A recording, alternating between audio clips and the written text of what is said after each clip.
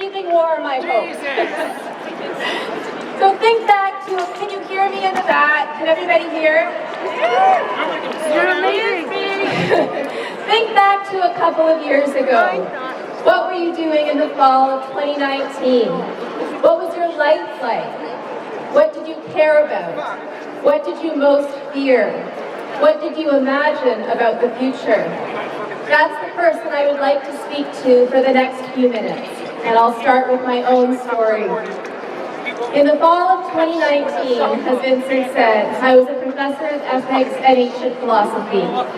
I taught students critical thinking and the importance of self-reflection, how to ask good questions and evaluate evidence, how, in other words, to think for themselves.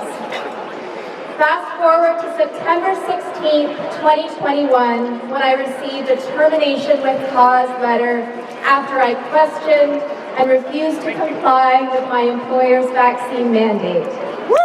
I was dismissed for doing exactly what I had been hired to do. I was a professor of ethics, questioning what I take to be an unethical demand.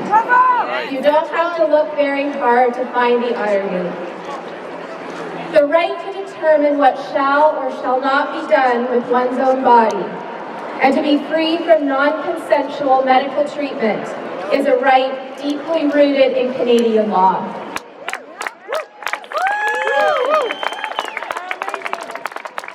Those aren't my words. Those are the words of Justice Sidney Robbins of the Ontario Court of Appeal. The right to be free from non-consensual medical treatment. In 2019, could you have imagined that this right would no longer be respected in Canada? Could you have imagined that it would be taken so swiftly and so easily, or that so many would give it up with so little fight? With the removal of these rights, Canada is no longer Canada. It is something new, with a new leader. A woman's right to her own body is no longer an overarching concept. Now, employers are holding us hostage by threatening to terminate us if we don't submit. And when we don't, when we say, I'm Canadian, and the law protects my right to say no, they're firing us anyway. They're removing our participation in the economy and in public life. Their justification is that we're in a pandemic, and we must therefore give up the rights to make decisions about our own bodies for the sake of the public good. Lies. So let's talk about autonomy and the public good for a minute. In emergencies, the Parliament and provincial legislatures have a limited power to pass laws that violate certain charter rights for the sake of the public good. But to justify violating our rights in this case, vaccine mandates would need to meet a very high threshold. COVID-19 would, for example, need to be a highly virulent pathogen for which there is no adequate treatment, and the vaccines would need to be demonstrably safe and effective. The current state of affairs in Canada meets none of these criteria.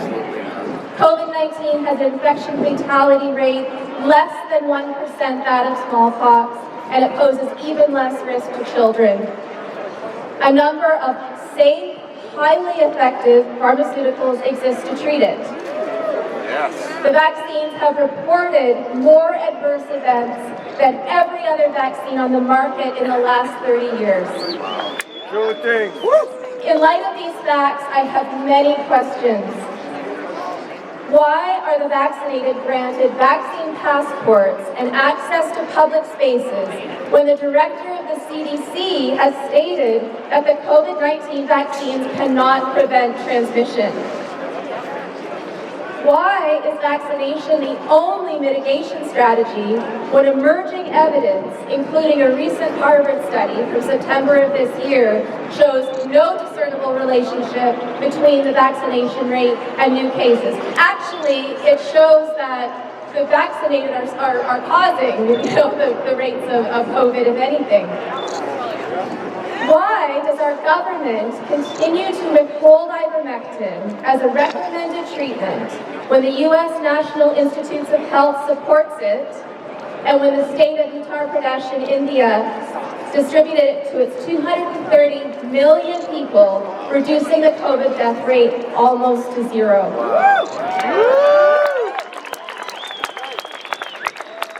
Why are we about to vaccinate 5-year-olds when COVID poses to them less risk than the potential vaccine reactions, and when there is no effective monitoring system with which to construct a true safety profile of the vaccines? Right.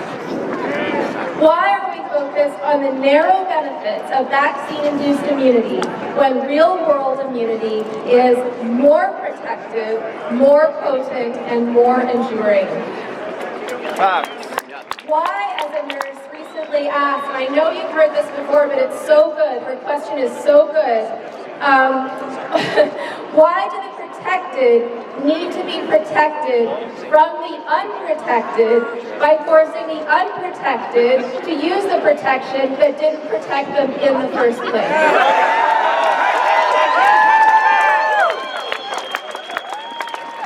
By every measure and from every angle, this is a house of cards about to crumble. But the question that interests me is, why hasn't it crumbled already?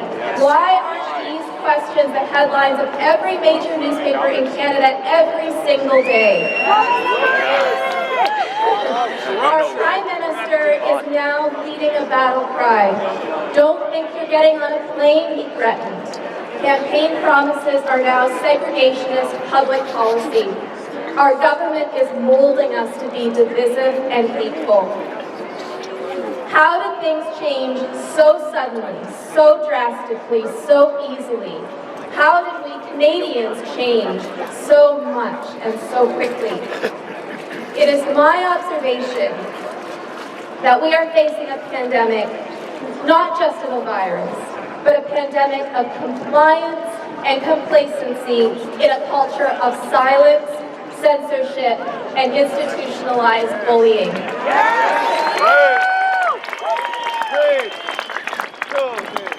Mainstream media likes to say that we are fighting a war of information, that misinformation and even questioning and doubt have plagued the pandemic. But it is not only information that is being weaponized in this war. It is a person's right to think for herself. The wars of the past have had, clear and distinct boundaries. The East and the West, the North and the South, the patriots and the government. The war we find ourselves in today is one of infiltration instead of invasion, intimidation instead of free choice, of psychological forces so insidious we come to believe that the ideas are our own and that we are doing our part by giving up our rights. As a wise colleague recently said, this is a war about the role of government. It is about our freedom to think and ask questions, and about whether individual autonomy can be downgraded to a conditional privilege or whether it remains a right. It is a war about whether you are to remain a citizen or become a subject. It is about who owns you, you or the state. It is about where you draw the line. Yes. I have a question for you. Where is your line? Losing your job? Losing your access to planes and trains? What about your hockey rink? Your doctor's office? Your gym? Your mother's funeral? Your right to vote? Where is your line? Is it inching closer and closer? Or have you crossed it already? It's right there. At what point will you stand up and say, I am Canadian and this is wrong?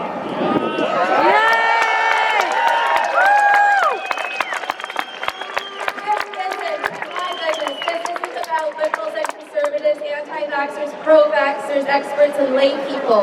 Everybody should care about the truth. Everybody should care about the scientific and democratic processes. Everybody should care about each other.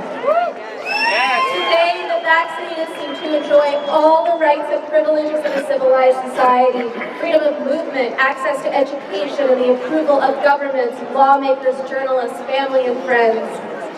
Vaccination is it's a ticket to our conditional return to our rights to participate in Canadian society. But as John F. Kennedy said, the rights of every man are diminished when the rights of one man are threatened.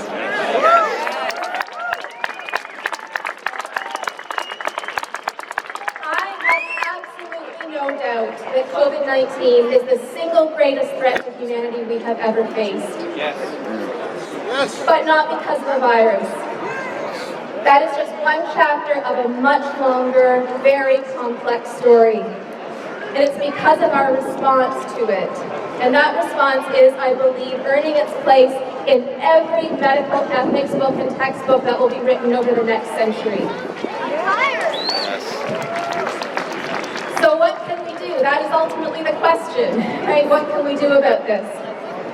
As Canadian author and chemist Orlando Batista wrote, an error doesn't become a mistake until you refuse to accept it, until you refuse to correct it.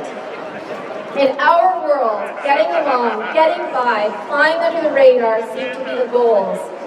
Gone are the 60s revolutionaries, gone are the patriots of early America. We are the victims and the soldiers of a pandemic of compliance.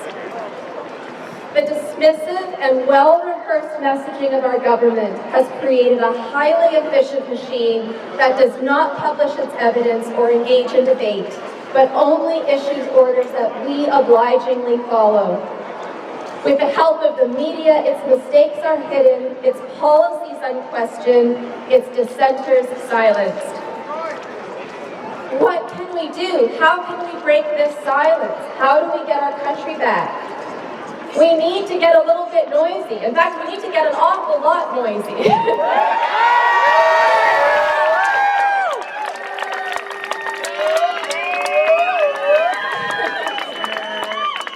Studies have shown, if you have an academic speak, you're going to hear about studies, right?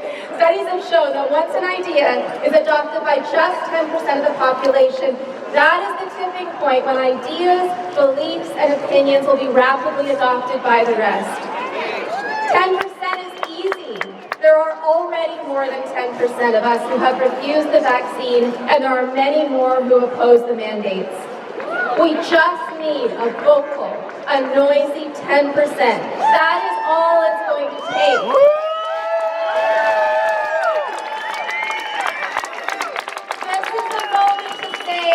This is far enough. This is my line in the sand. As Margaret Mead said, never doubt that a small group of thoughtful, committed citizens can change the world. Indeed, it is the only thing that ever has. Every single person who is standing up, whoever you are, wherever you are, however small or afraid or alone you feel, is making a difference. Yes! The Southwest Airlines pilots are making a difference. Yeah. The University Health Network nurses are making a difference. Yeah. Yeah. Dr. Kilian is making a difference. Corporal Daniel Bulford is making a difference. And every single person who has ever fought for this country so that we can be free on foreign lands, in the air, in the sea, every single one of those people has made a difference. Stand up, Canada! And every one of you here today, for being here today, is making a difference. You're making a difference.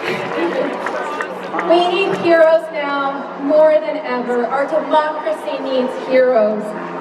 Will you be a hero? Will you be part of the noisy 10%?